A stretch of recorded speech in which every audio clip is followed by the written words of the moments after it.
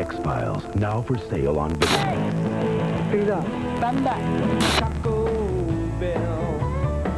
Hey guys, how's it going? Welcome back to the channel. And it's been about a week. I haven't made a video. Just a lot of stuff going on with the Miata. In the last video on the Miata, at least, you saw me put the transmission back in and everything. Still kind of chasing a little oil leak, and I think I might have found at least a second place or where it was initially coming from. So I didn't make a video on it, but over the weekend I replaced the oil filter housing, threw in a new oil filter, resealed everything down there as best I could, and we're gonna drive the car and see how it goes moving forward. But Miata has just been kind of a headache lately. Today we are working on the GTI. It is Wednesday, that means GTI day, and you can see right here we've already got the engine cover off because we're going to be replacing something probably not really performance orientated or anything like that. Something that will help to future-proof the car a little bit. It's kind of one of those things, I just bought it because it looked interesting and I was like, well, I'll replace it and just make a video on it to show you guys. So just going over here to our parts storage area. This is what we are installing today. These 3 bags. So right here, we've got the ECS tuning, PCV upgrade kit. Comes with a AN lines and a intake adapter and the plate and everything that'll hook into the engine. These, I'm not sure on what size these are, but it just is whatever comes in the kit. But it comes with everything we need to install it. So it's gonna be kind of a casual video. We're going to have to take everything apart and throw these in. Most of the time with ECS tuning stuff, they come with instructions. These ones don't. So it should be pretty easy to install, but obviously I haven't done it before, so I'm gonna be learning today. So you guys are going to be watching and learning along with me. So I'm gonna go put you down in the engine bay and we are just going to jump right into this.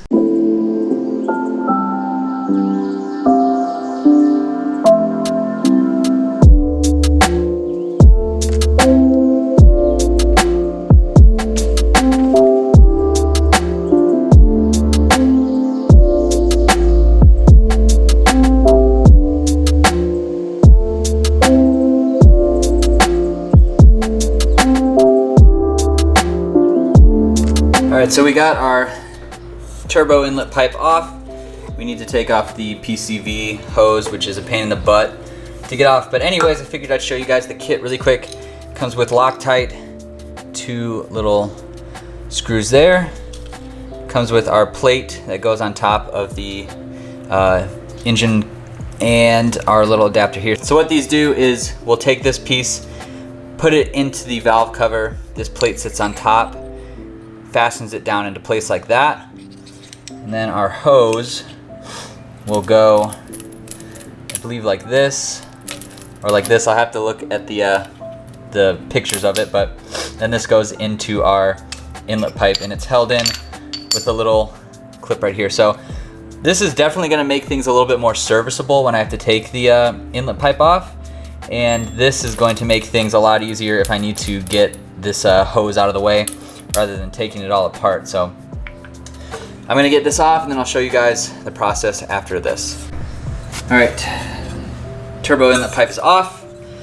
So now what we can do is we'll take this guy, place it on like that. And then all we need to do next is take our little clip and we should be able to just press it on here.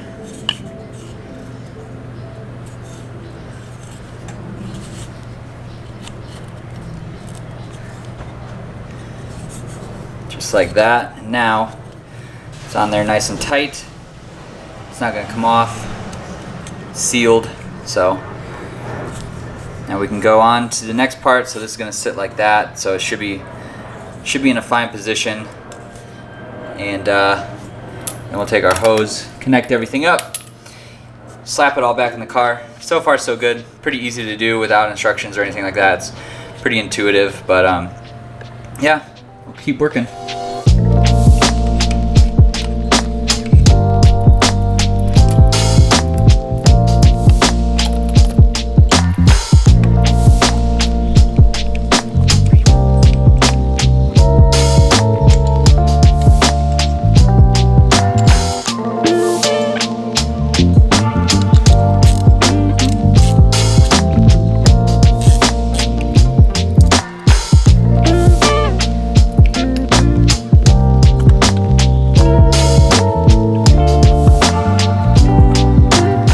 plate on and it's all bolted down with our AN line going back to the turbo inlet pipe. But you'll see here that it's really close to the firewall, and this 90 here is kind of hitting. So I think I'm gonna have to figure something out with the heat shield. I don't want to modify too much if I don't have to, but you know, this is a DIY channel, so we're gonna figure out a way to get this to work. And once I figure something out, I will jump back in and show you guys. All right, so back in business here. So what I did was took the plate off.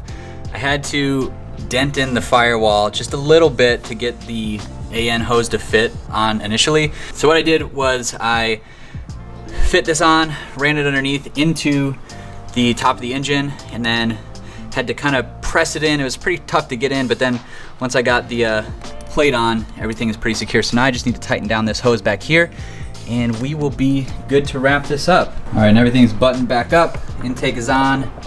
We've got our new PCV plate there. Everything is tied in and tightened down. So it doesn't feel like there's any gaps anywhere that there shouldn't be. And I think we're good to go to start her up, make sure it works, but otherwise, that's it for this install. So I'm gonna give my final thoughts, close this video out. All right, so in conclusion on this, I'll start with a few things. One, wasn't super stoked that I had to dent in the firewall like that. It's not a big deal.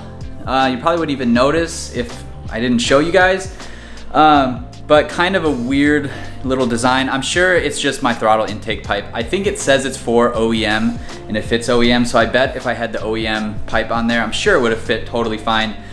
Second, is this something you need? Well, no.